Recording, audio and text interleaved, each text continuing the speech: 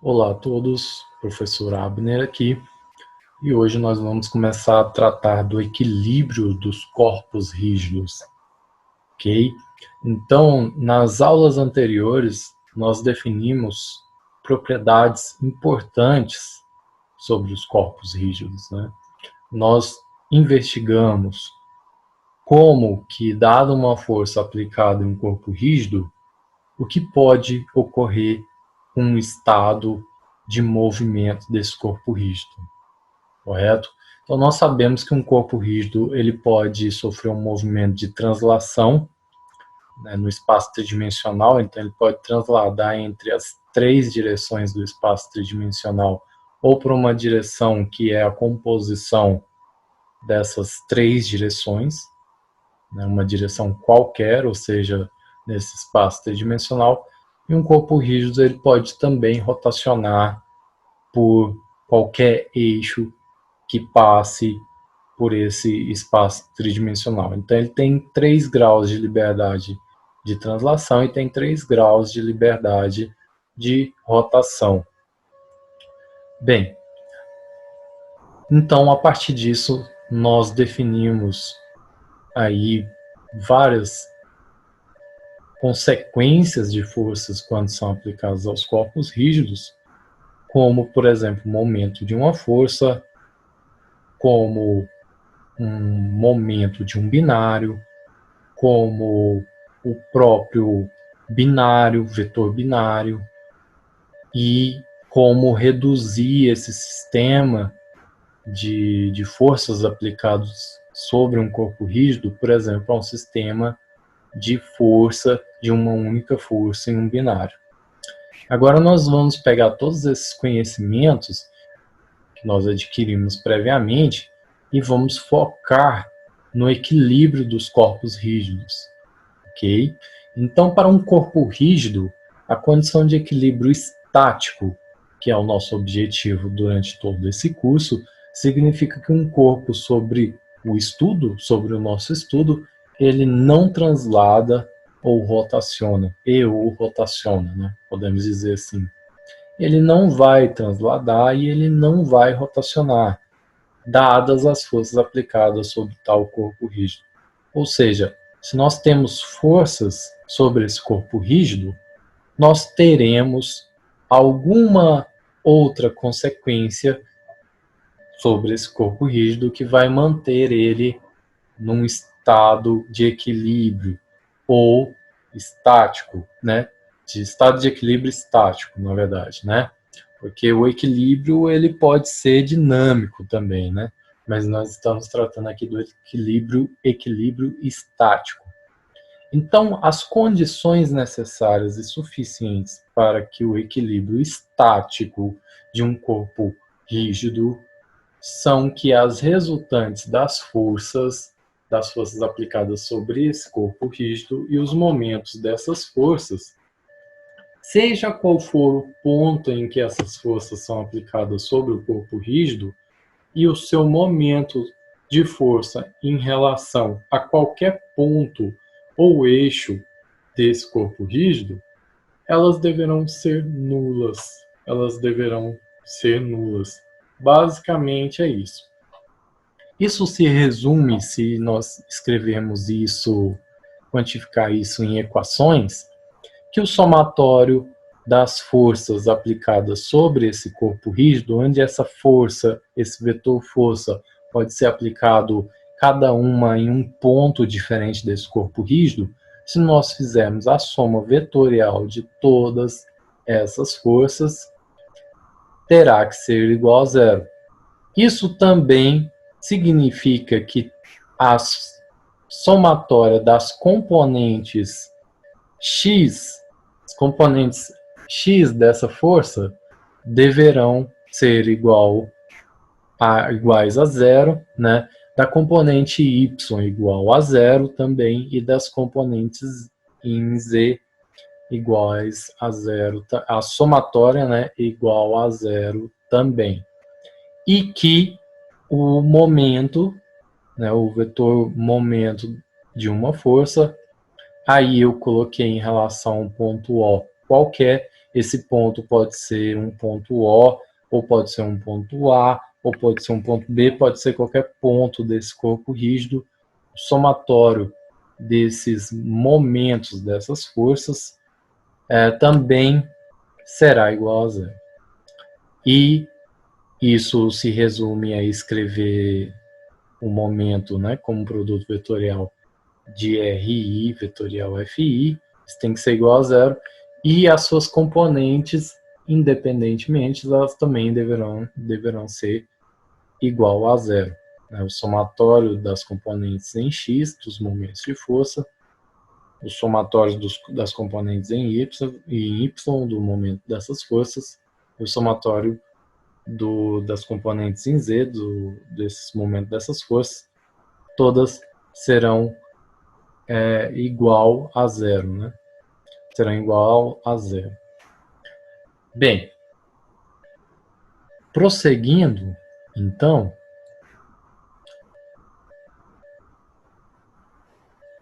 um método para a gente resolver, então, essas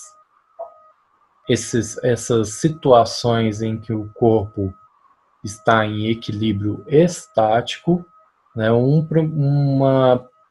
primeiro início que se pode dar é uma análise do diagrama de forças sobre esse corpo rígido, né? Então, o que a gente chama de diagrama de corpo livre,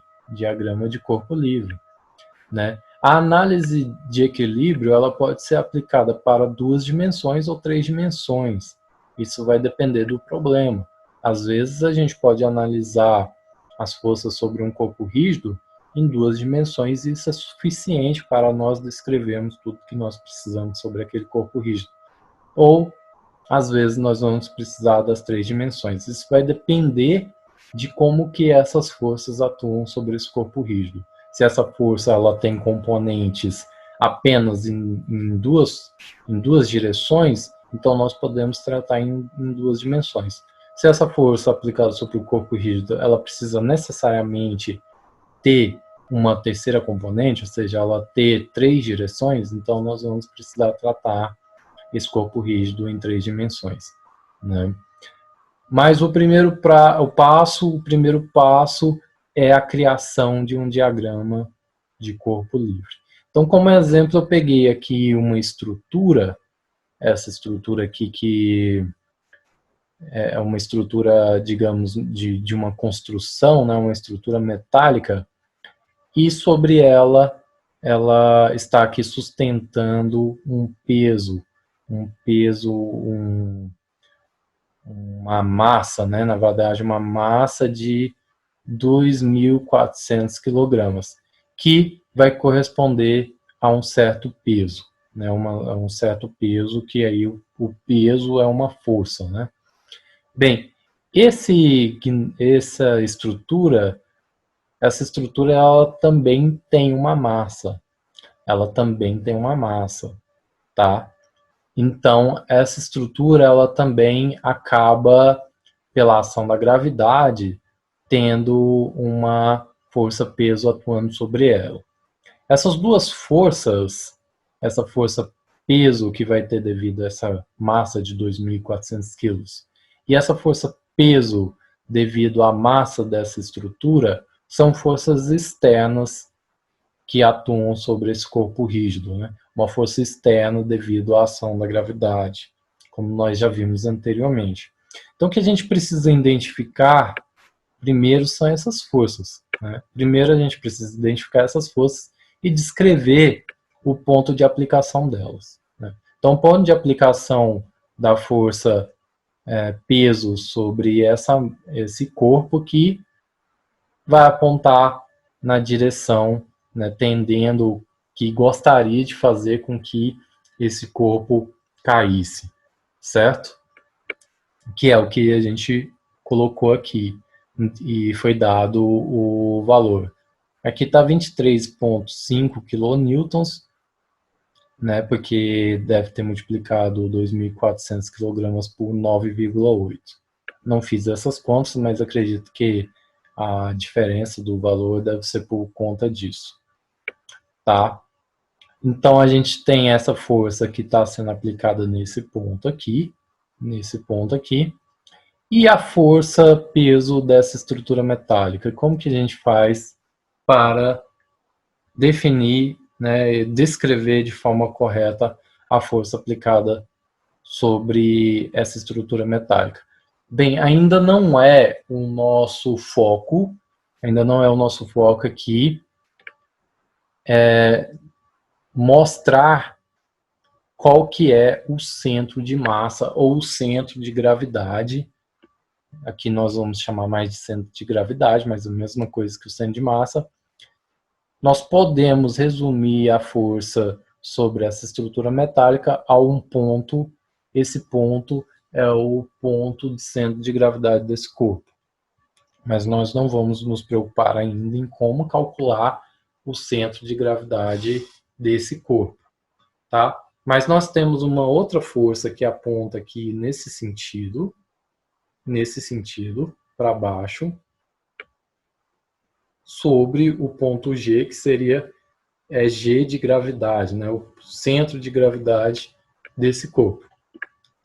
Então, nós precisamos encontrar o ponto de aplicação de cada uma dessas forças sobre todo esse corpo rígido, né? Que isso daqui é um corpo rígido, e descobrir também a direção e sentido de cada uma dessas forças. Bem, veja que, como nós vimos nas aulas anteriores, essa força que aponta para baixo, que tem sentido nesse sentido para baixo, gostaria de fazer com que esse corpo rígido fizesse uma certa rotação. Essa rotação seria, a gente vê intuitivamente, muito fácil, que gostaria de fazer uma rotação no sentido horário. Porém, esse corpo ele permanece em equilíbrio estático. Então é óbvio que nós não temos somente essas duas forças. Aqui, só antes de eu continuar, tem um valor aqui para essa força, porque isso daqui foi tirado de um exemplo, tá? Então, nesse exemplo, ele diz qual que é a força peso sobre o centro de gravidade desse corpo rígido, tá? Mas voltando, então, nós precisamos de ter outras forças que vão causar o equilíbrio estático sobre esse corpo rígido. E essas forças são forças de reações. Causadas em suportes, hastes de conexões, pinos, entre outros, parafusos, enfim, vão ser vários exemplos de estruturas onde ocorrem essas reações. No caso aqui desse exemplo, nós temos uma reação, tá, sobre o ponto A. Nós temos uma reação sobre o ponto A, uma força de reação sobre o ponto B, e nós temos aí de tal forma de que esse corpo rígido ele permanece em equilíbrio estático, né? Obedecendo então essas condições que nós mostramos aqui anteriormente. Vai obedecer essas condições. Tá? Então, basicamente é isso que nós precisamos. Eu poderia acabar o capítulo aqui e falar, bem, é isso e vamos só fazer exemplos. Mas vamos tratar mais a fundo e descrever mais várias de situações e estruturas que nós podemos ter aí para causar o equilíbrio desses corpos rígidos, dessas estruturas que são tão importantes para o conhecimento dos engenheiros.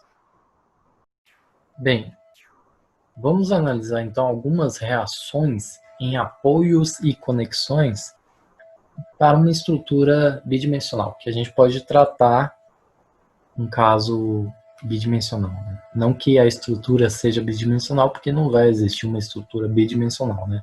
Nós vivemos em um mundo tridimensional.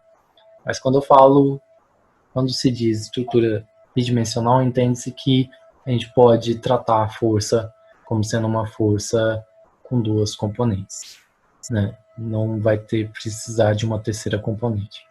É isso, basicamente. Então, nós temos, no caso de estrutura bidimensional, nós podemos destacar alguns tipos de reações, né? A primeira eu poderia dizer são as reações equivalentes a uma força com linha de ação definida. Com linha de ação definida, como esse caso aqui e esse caso aqui. E também esse caso aqui. Tá? Apoios e conexões são apoios e conexões que causam reações desse tipo incluem roletes, né? Roletes são esses rolos, ok? Suportes basculantes. Suportes basculantes são suportes desse tipo, suporte que é usado muito em janelas, né? Janelas basculantes. Superfícies sem atrito, onde a gente vai ter essa força de reação aqui, né? A gente tem um peso, a gente vai ter a força de reação aqui. Hastes de conexão, como essa daqui, com um cursor sobre uma haste sem atrito.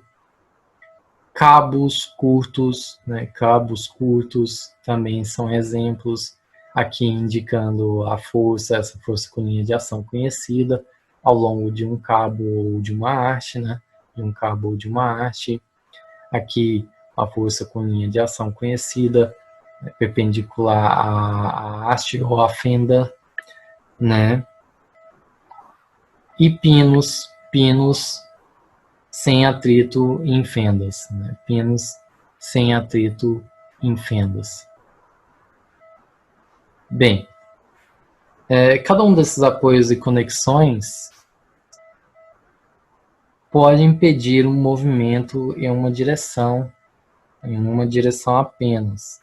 Esses apoios e conexões nós podemos mostrar então nessa figura vários desses exemplos, assim como as reações que são produzidas por cada uma desses,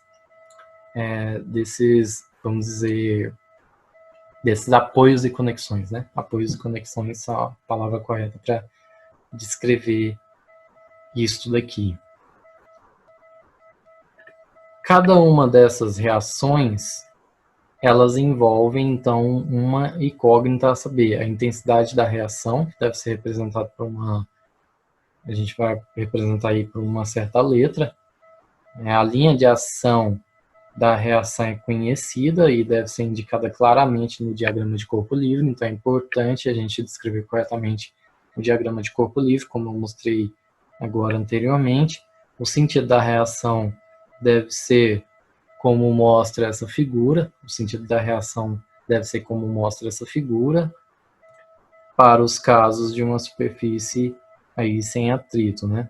Ou um cabo, né? Bem, a reação ela pode ser dirigida em um outro sentido, no caso de roletes, por exemplo, de pista dupla, hastes de conexão, cursores em hastes e pinos em fendas. Roletes de pistas simples e suportes basculantes são geralmente considerados reversíveis e, portanto, as reações correspondentes podem também ser dirigidas em um ou outro sentido, ou seja, o que significa que dependendo da posição que você, né, por exemplo, quando você abre uma janela lá e ela é de suporte basculante, dependendo da posição que você força para abrir e depois você solta, aí essas reações elas vão mudar, claro. Mesma coisa com os roletes, né? Aqui a gente tem alguns exemplos, né? Alguns exemplos aqui. Esse daqui me parece ser suporte basculante. Aqui nessa figura, isso daqui parece ser pupinos, né? Pupinos é o que me parece. Aqui a gente parece ter um cursor sobre haste, né? Claro que no ideal, considerando ser atrito, mas a gente sabe que no real não é bem assim, certo? E aí agora a gente pode olhar para a segunda situação, né? Segunda situação são reações equivalentes a uma força de direção, sentido e intensidade desconhecidos. Apoios e conexões que causam reações desse tipo incluem pinos sem atrito, ajustados em furos. Tá? Articulações e superfícies rugosas. Esses apoios e conexões podem impedir a translação do corpo livre em todas as direções, mas não podem impedir o corpo de girar em torno da conexão. As reações desse grupo envolvem duas incógnitas e são geralmente representadas por seus componentes x e y. No caso de uma superfície rugosa, o componente normal, a superfície, deve ser dirigido para fora da superfície e, portanto, é dirigido em direção ao corpo livre. Ok, então, resumindo, são aquelas estruturas que, como essa daqui, de um pino furado, né, com furo, que permite com que esse corpo ele gire para esse sentido ou para esse sentido, para o sentido horário, para o sentido anti-horário, mas não permite com que essa estrutura ela translade, tá? Basicamente é isso. Então a gente tem uma força de direção desconhecida, porque a gente não sabe ao certo se essa estrutura vai querer rotacionar, né? Vai querer girar para o lado no sentido horário, ou se vai querer girar para o lado no sentido anti-horário. Então a gente não sabe ao certo qual que é a direção dessa força, né? E por isso nós temos então esse problema de ter duas incógnitas, tá? E por fim, o outro tipo de reação que é muito comum de nós vamos estudar aqui e fazer exemplos mais para frente, são reações equivalentes a uma força e a um binário, né? Então é equivalente porque a gente sempre tem uma reação, né, a essas forças. Então esse caso aqui é uma força e um binário. Essas reações são causadas por engastes que impedem qualquer movimento do corpo livre e, portanto, o imobilizam totalmente. Os engastes, na verdade, produzem forças ao longo de toda a superfície de contato. Ok. Essas forças, no entanto, formam um sistema que pode ser reduzido a uma força e a um binário. Reações desse grupo envolvem três incógnitas, que geralmente consistem nos dois componentes da força e no momento do binário. Então, em gastes, né, por exemplo, quando a gente pega uma estrutura e encaixa ela perfeitamente sobre um furo, vamos dizer assim, né? Então, nesse caso, nós vamos ter aí uma força e um binário. Porque, basicamente, bem, essa representação aqui eu acho que não está tão legal, mas nós vamos ter forças sobre toda essa parte de contato entre esse corpo rígido, né, e o engaste, e nós podemos resumir todas essas forças que surgem de contato a uma única força que vai fazer um ângulo alfa, por exemplo, com esse eixo e a um binário. É um binário, porque nós temos forças diversas aqui aplicadas em pontos diferentes,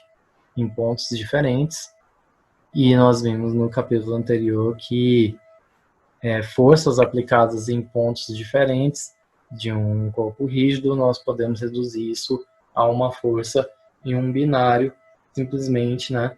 Se nós pegarmos isso, essas forças e deslocarmos ela para um certo ponto, um ponto O, por exemplo, calcularmos a resultante, a gente precisa de ter um binário junto ali, né, que geralmente a gente representa esse binário naquele próprio ponto, apesar de não ser necessário isso.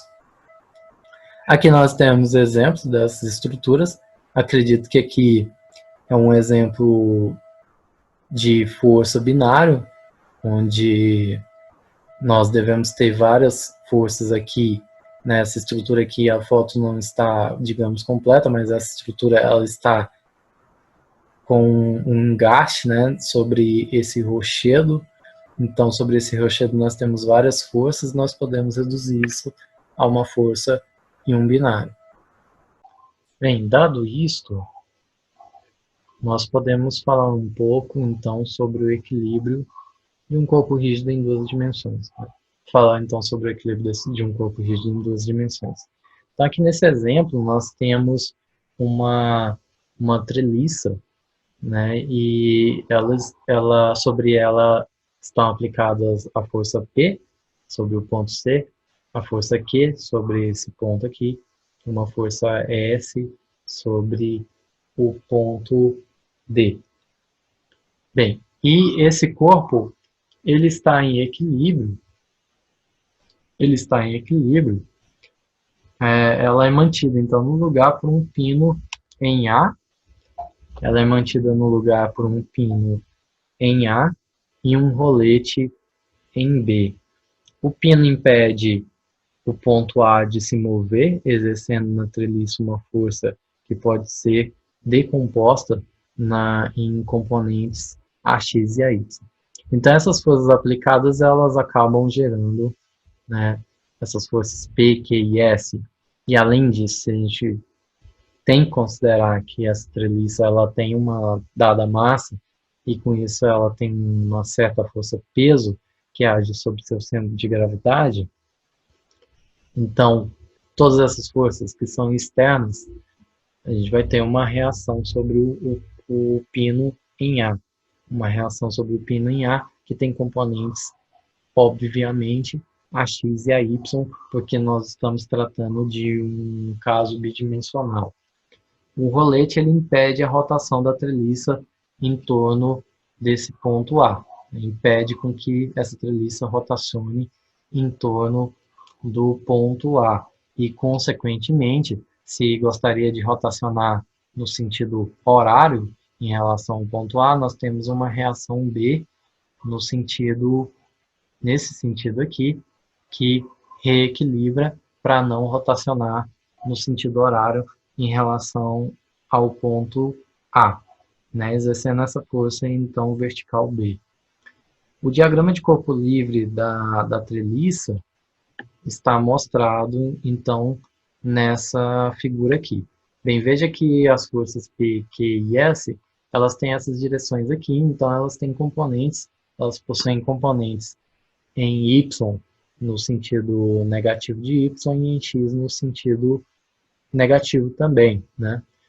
Assim como o Q e o S, claro, se a gente escolher o Y aqui como um eixo que aponta para cima e o X como um eixo que aponta aqui para a direita, certo? Então, assim a gente representa aqui o diagrama de forças. Além disso, tem a força peso aqui da treliça, né? Então, o que a gente precisa aplicar basicamente aqui é que, né, é a condição de equilíbrio estático. Então, que o somatório de Fx, e eu não vou colocar I aqui só para economizar escrita, é igual a zero, o somatório das componentes Fy é igual a zero, e das componentes, o somatório das componentes Fz é igual a zero. É igual a zero. Fz não, né? Desculpa. Então, no caso bidimensional. Estou colocando aqui FZ como se fosse o caso tridimensional, mas ainda não é hora do tridimensional, não. E, claro, a somatória dos momentos dessas forças em relação ao ponto A, vamos calcular em relação ao ponto A, é igual a zero também. Ah, professor, mas em relação ao ponto B? Em relação ao ponto B, é igual a zero também. Mas se a gente decide calcular em relação ao ponto A, em relação ao ponto B, não traz nenhuma informação nova. Não traz nenhuma informação nova para nós, né? Não traz nenhuma informação nova. E essa equação, ela não é independente. Essa equação do momento das forças em relação a B não é independente de A, e a gente só precisa descrever uma delas para determinar aí as incógnitas do nosso problema. Bem, então, com essa equação aqui, a gente pode determinar qual que é a intensidade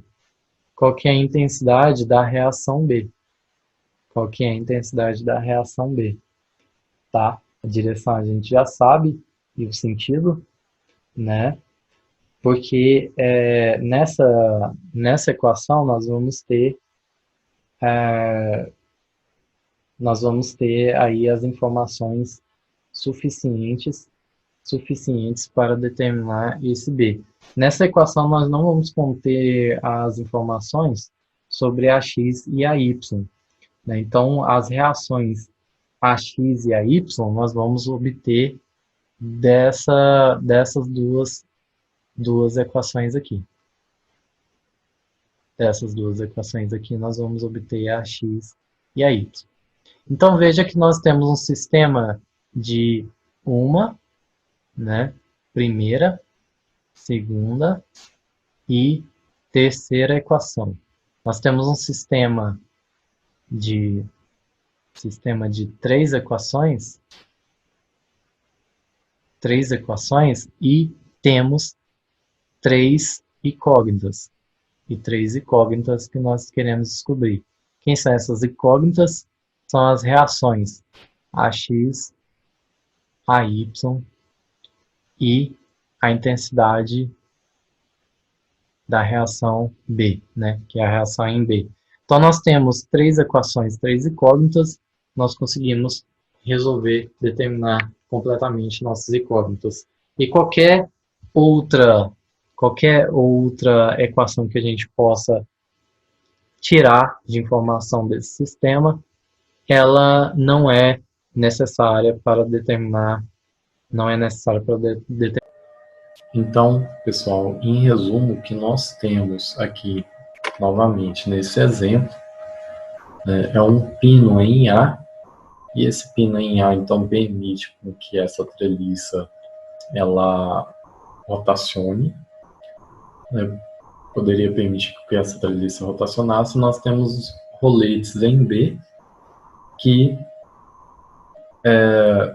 também poderia causar aí um movimento nesse corpo rígido.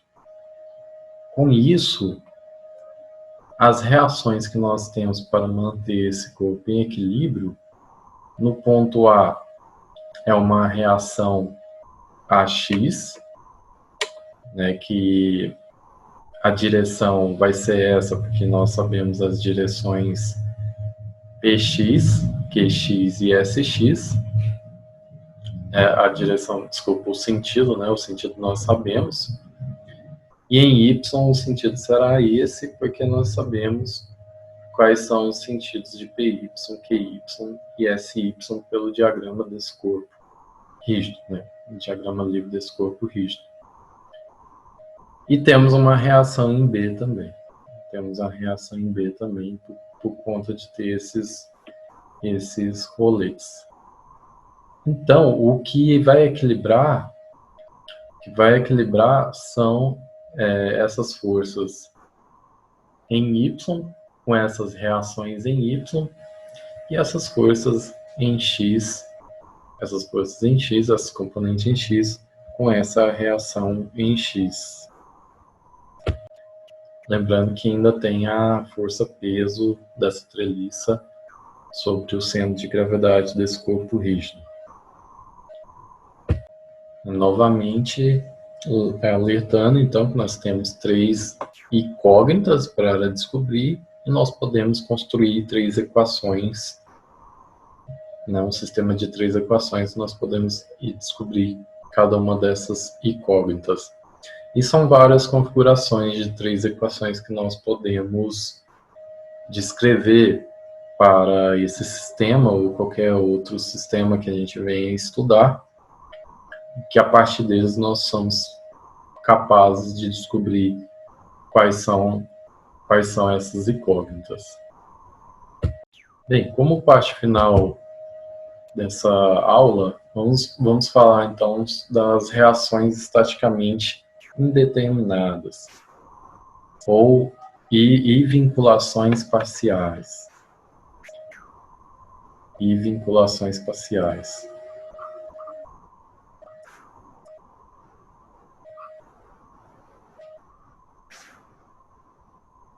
Tá? Bem, nos dois exemplos, no exemplo examinado anteriormente, né, na sessão anterior, os tipos de apoios usados foram tais que o corpo rígido não poderia se mover sobre as cargas dadas ou sobre quaisquer outras condições de carregamento, certo? Nesses casos, dizemos que o corpo rígido ele está completamente vinculado. No caso anterior que nós fizemos nessa sessão anterior, dizemos que o corpo rígido está completamente vinculado.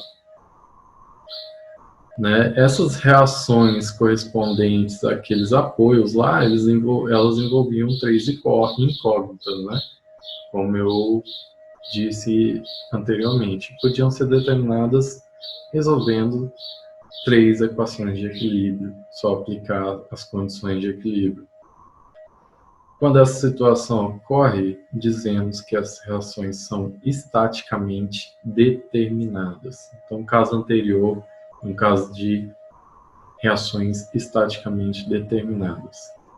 Vamos considerar, então, agora essa figura para discutir casos em que essas reações são estaticamente indeterminadas. Então, aqui nós temos uma treliça, novamente, só que ela agora é sustentada por pinos em A e em B. Tem pinos em A e em B. Antes era um pino em A e roletes em B. Então, esses suportes eles fornecem mais vínculos do que são necessários para impedir a treliça de se mover sobre as cargas aplicadas ou sobre quaisquer outras condições de carregamento.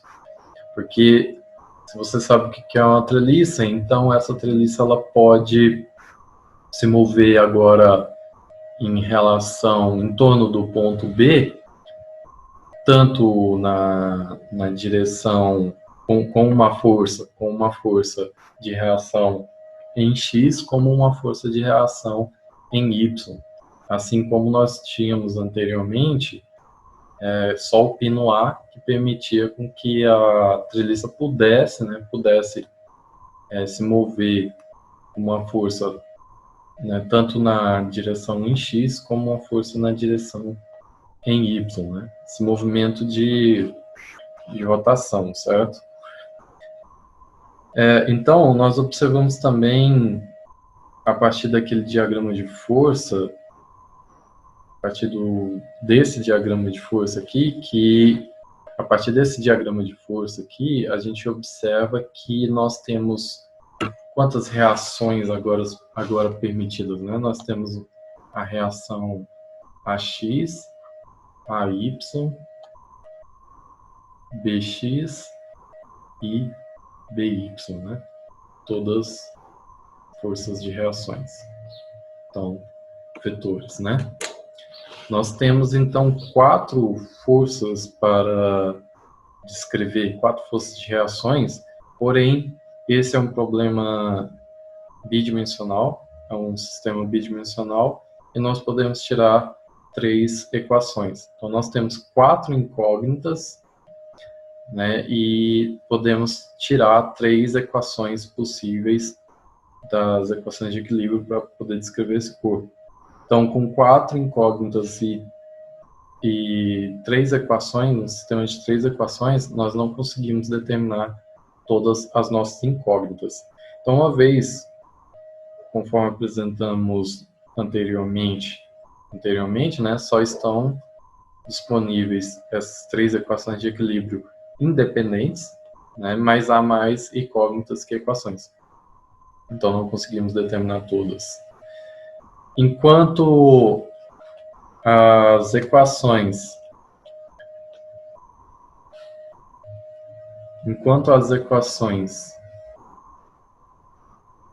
somatório dos momentos de força em relação ao ponto A devem ser igual a zero, óbvio, né? E o somatório dos momentos de força em relação ao ponto B devem ser zero também, vão fornecer para a gente formas de encontrar as componentes BY e AY, né, respectivamente, das componentes aí, respectivamente, a equação somatório, então, das componentes X, né, das forças aplicadas sobre o corpo rígido, vai fornecer, no máximo, o valor da soma de AX com BX, né, o máximo esse valor aqui. Posso chamar de um ABX, não sei, só para dar um nome. Então, nós saberíamos no máximo essa soma e não a cada uma dessas reações, né, em A e em B, nas suas componentes horizontais. Então, essas componentes AX e BX, que nós não conseguimos determinar elas de forma independente, elas são chamadas, né, consideradas estaticamente indeterminadas. Podemos determinar esses componentes considerando-se as deformações produzidas na treliça pelo carregamento dado. Mas esse método ele está além do que nós pretendemos fazer aqui nesse curso, e isso pertence ao estudo de mecânica dos materiais, tudo bem? Isso pertence ao estudo de mecânica dos materiais. Por fim, se nós podemos ter uma treliça sustentada por 2 pinos, um pino em A e um pino em B, nós também podemos pegar uma treliça que consista, na verdade, ao invés de pinos em A e em B, de roletes em A e em B. Então, nesse caso, tendo roletes em A e em B, nós teremos reações apenas no ponto A nessa direção Y e em B também na direção Y. Nós não teremos essas outras essas outras componentes horizontais de reações como nós vimos no anterior.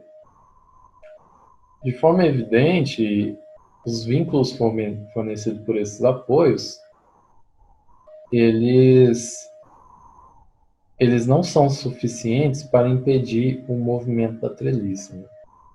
Claro. Embora qualquer movimento vertical seja impedido, a treliça ela pode se mover livremente na horizontal, né? Por exemplo, com a translação. Dizemos que a treliça ela está parcialmente vinculada, ela está parcialmente vinculada. Esses corpos parcialmente vinculados são frequentemente colocados como instáveis. Tá? No entanto, para evitar confusão entre esse tipo de instabilidade devido às restrições insuficientes e o tipo de instabilidade considerado, mas que a gente poderíamos trabalhar mais para frente, que é relativo ao comportamento de um corpo rígido quando seu equilíbrio é perturbado, então vamos restringir o uso dos termos estável e instável a esse caso que estamos tratando aqui, tá? Então nós observamos que as reações em A e em B envolvem somente uma incógnita, né? Uma incógnita em A e uma incógnita em B. E uma incógnita em B. E no total nós temos então duas incógnitas. Como nós podemos construir três equações de equilíbrio, né, três equações de equilíbrio que devem ser satisfeitas para esse sistema que é bidimensional, então, no sistema bidimensional nós temos três equações de equilíbrio, há menos incógnitas que equações. E uma das equações de equilíbrio poderá não ser satisfeita. Tá? Então, embora as equações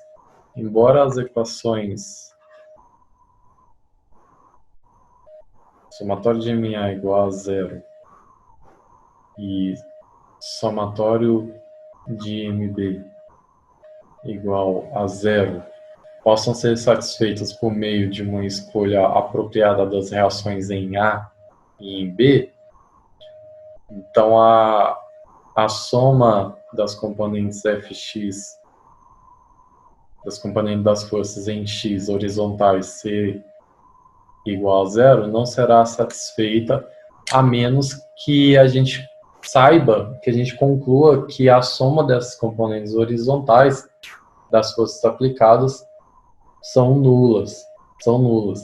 Então vocês podem ver que aqui nós temos essas forças P, Q e S, nós não temos uma reação para equilibrar com essas forças. A princípio, nós não observamos nenhuma força de reação para equilibrar com essas forças que estão nesse sentido aqui na horizontal, né? Então, desde que a gente não garanta que esse somatório de fx é igual a zero, bem, se esse somatório de fx não for igual a zero, então se ele for diferente de zero, essa equação de equilíbrio ela não será satisfeita. Nós vimos no início que essas equações elas devem ser satisfeitas no equilíbrio dos corpos rígidos.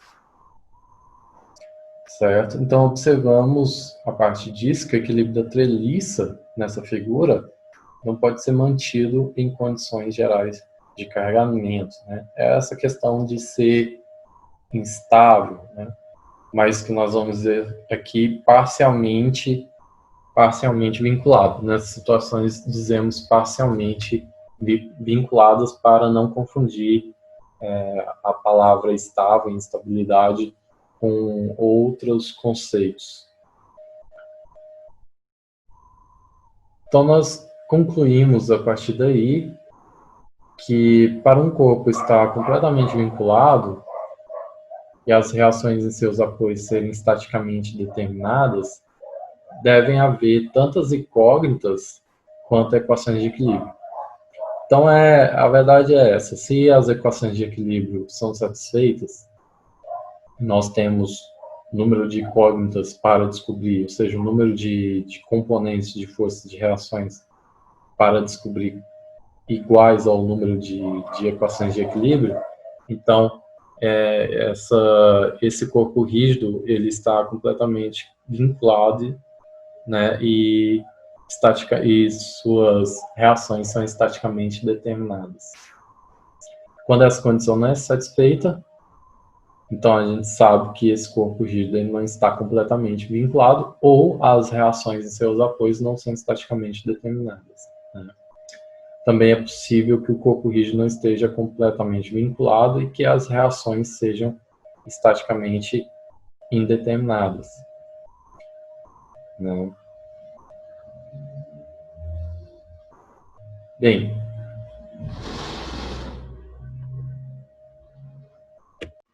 também vale ressaltar que se o corpo, se o corpo rígido ele tiver, a gente tiver três incógnitas, né? Nesse caso bidimensional, se nós tivermos um número de incógnitas, né, igual ao número de equações, isso ainda não garante que esse corpo rígido esteja completamente vinculado ou que as reações em seus apoios sejam estaticamente determinadas, né? O que nós devemos ter é todas essas condições sendo verdades, né? As condições que nós colocamos no início dessa aula, as condições de equilíbrio, tá? Então, dado toda a nossa discussão anterior,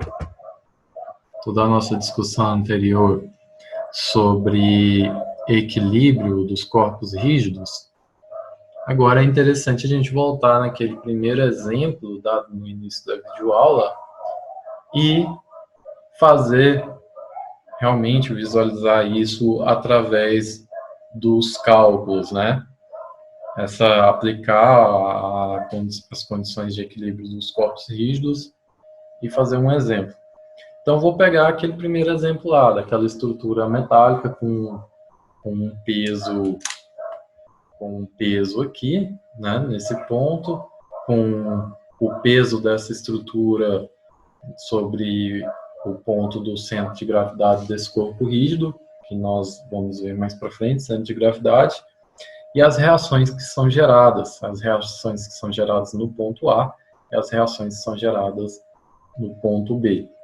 Então, aqui nós traçamos o diagrama já do corpo livre, de corpo livre desse guindaste, né? Desse guindaste. Então, nós temos um guindaste que tem massa de 1.000 quilogramas, é usado para suspender um caixote de 2.400 quilogramas.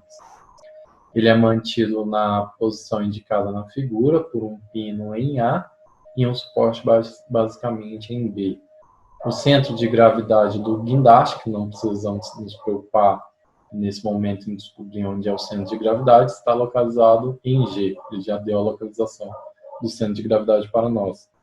Então, ele pede para determinar, nesse exemplo, a gente vai determinar as componentes das reações em A e em B. Das reações em A e em B. Então, ele diz que tem esse corpo, esse guindaste, ele tem uma massa mg, vou chamar de 1.000 quilogramas, que vai gerar aí uma força P, né, desse guindaste de 1.000 quilogramas vezes aproximadamente 9,8 metros por segundo ao quadrado, que é a aceleração da gravidade, e a direção menos a direção J chapéu, vou chamar, e sentido negativo, né? Então, ele diz que esse resultado, né, então o módulo dessa força-peso do guindaste é igual a 9,81 kilonewtons, tá? Enfim, 9,81 foi alguma aproximação que ele fez em relação à aceleração da gravidade. Tá? Ele considerou a aceleração da gravidade igual a 9,81 metros por segundo ao quadrado. Enfim, vou colocar aqui para ninguém confundir. Bem, então vamos escolher um ponto de referência nesse corpo rígido para nós fazermos nosso cálculo. Para nós fazermos o nosso cálculo. O peso, a força-peso do caixote, chamar de C, é o módulo dela, então fazer direto é 2.400 quilogramas vezes 9,81 metros por segundo ao quadrado. Então, isso, o módulo dá 23,5 quilonewtons. Ok, que é o que está aqui expresso na figura. Então, vamos escolher o ponto A para nós resolvermos o nosso problema. Então, vamos fazer tudo em relação ao ponto A. Então, em relação ao ponto A, eu tenho um vetor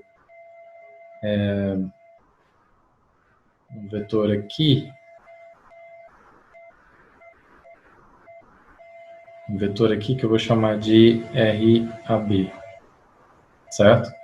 Eu tenho um vetor que sai do ponto A e vai até essa força aqui, a força peso do guindaste, que eu vou chamar de RAG.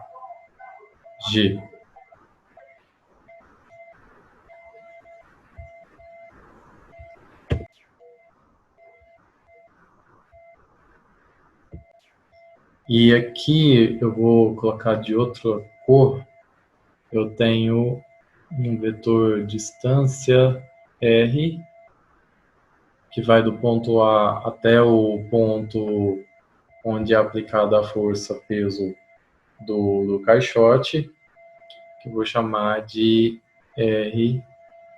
RA, e esse ponto a figura não chama de ponto nenhum, então eu vou chamar de C. Vou chamar aqui de C. RAC. Bem, é fácil ver que se eu definir minha referência, meu sistema de referência dessa forma,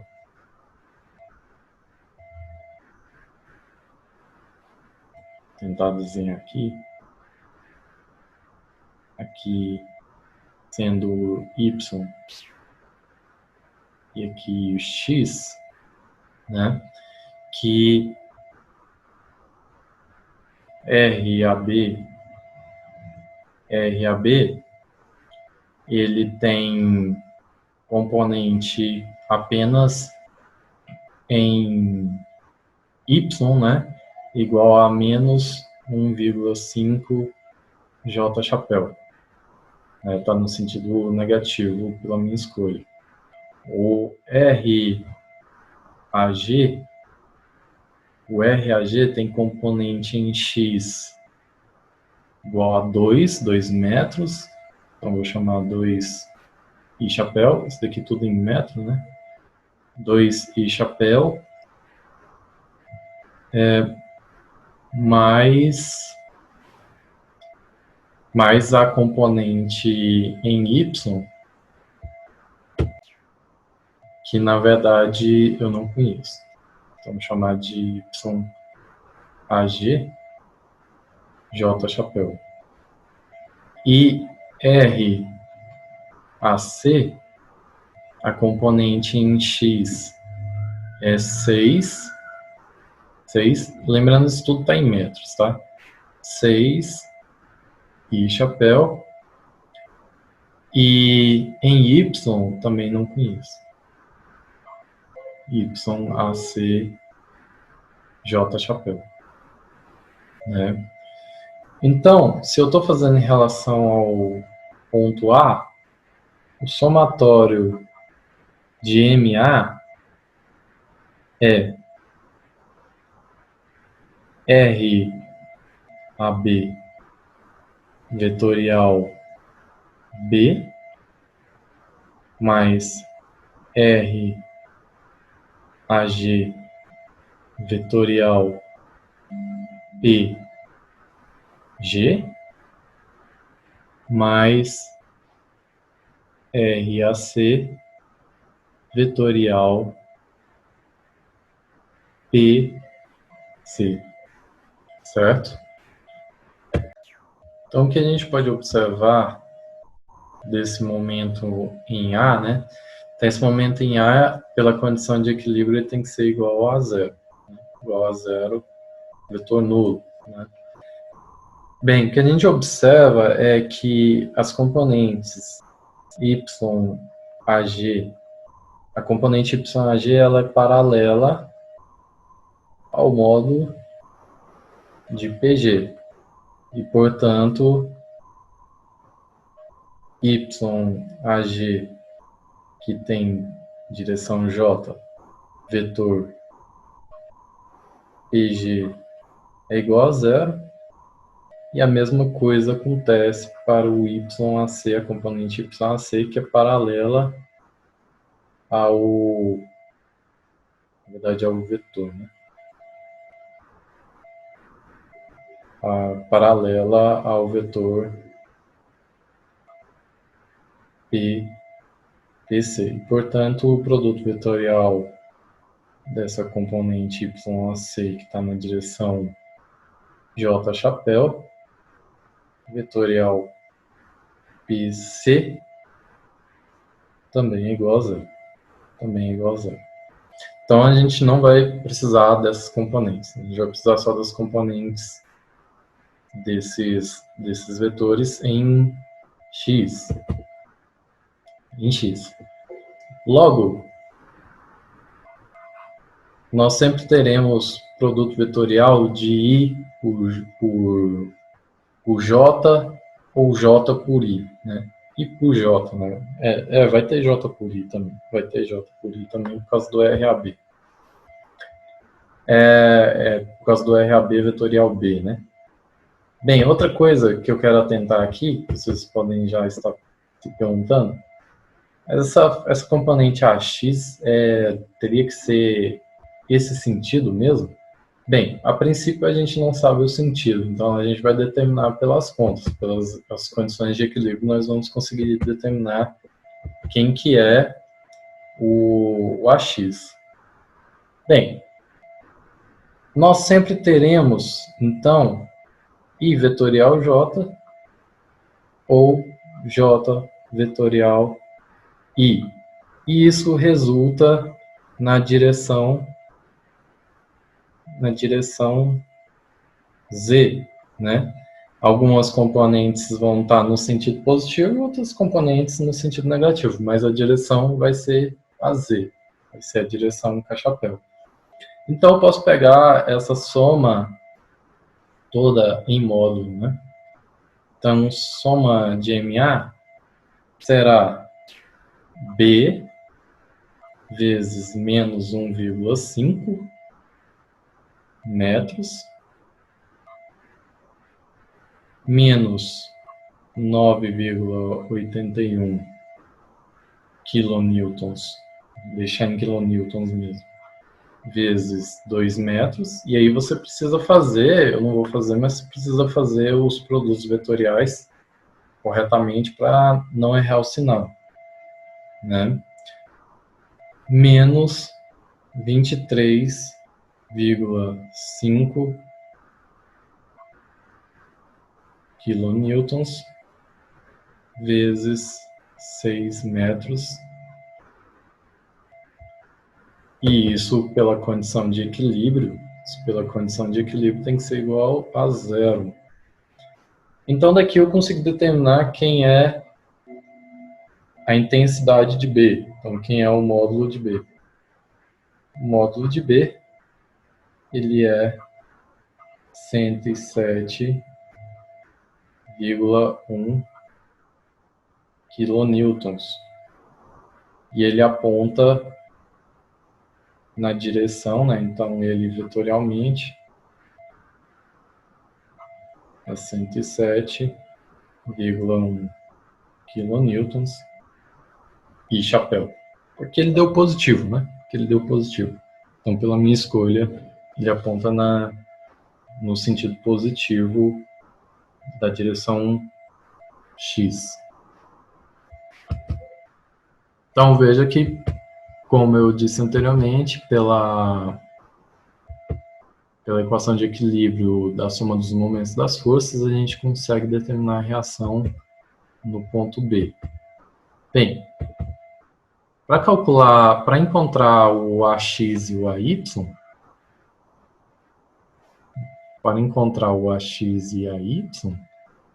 então basta a gente utilizar das próximas equações de equilíbrio, né? Que é o que? Somatório de fx igual a zero. Então, o que nós temos? Nós temos ax mais b tem que ser igual a zero, né? São as componentes que nós temos em x. Ax mais b tem que ser igual a zero. Com isso, nós tiramos que ax é igual a menos 107,1 kilonewtons, né? Então, ax, apesar da gente ter representado lá uma direção a princípio para ax, na verdade, ax é menos 107,1 kilonewtons, direção e chapéu. Então, ax a gente representou aqui inicialmente por uma dada direção, mas, na verdade, a x aponta nesse sentido, tá? Aponta nesse sentido. E, para encontrar quem é o AY, basta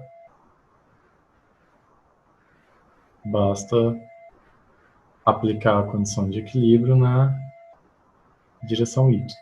Somatório das forças em Y, das componentes em Y é igual a zero. E você facilmente vê que a gente tem, então, a Y, a gente tem a força-peso do guindaste, que está no sentido negativo de Y, e a gente tem a força-peso do caixote, também está no sentido, claro, negativo de Y. E isso é igual a zero. Assim, a gente tira que o AY é igual a 33,3 kilonewtons.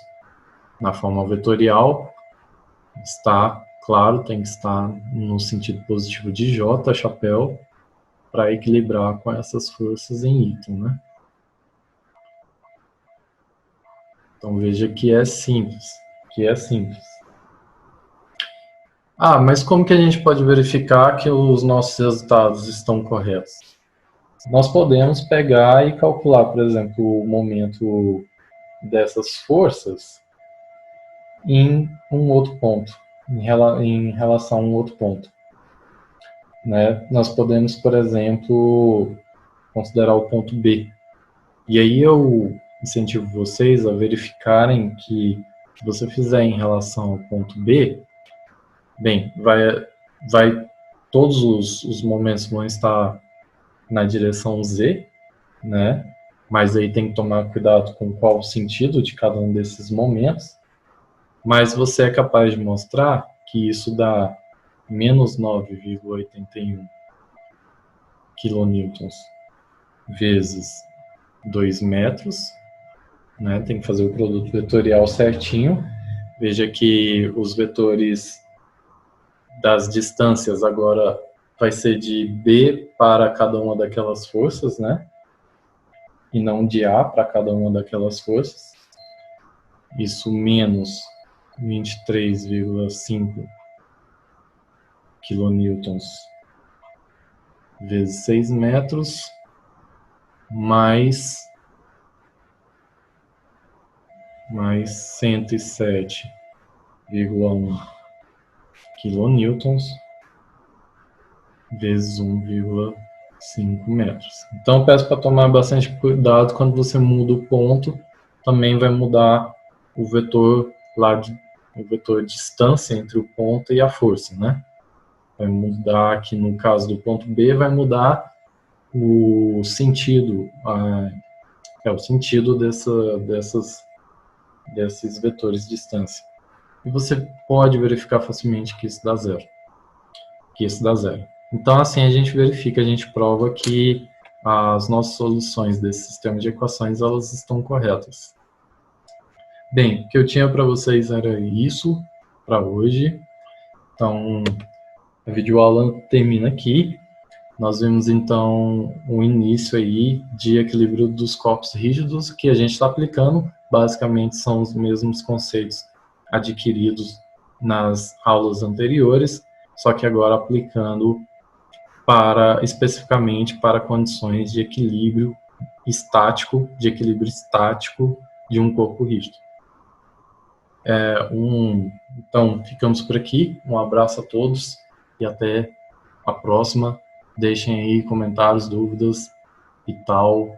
E, enfim, é isso. Um abraço, até mais.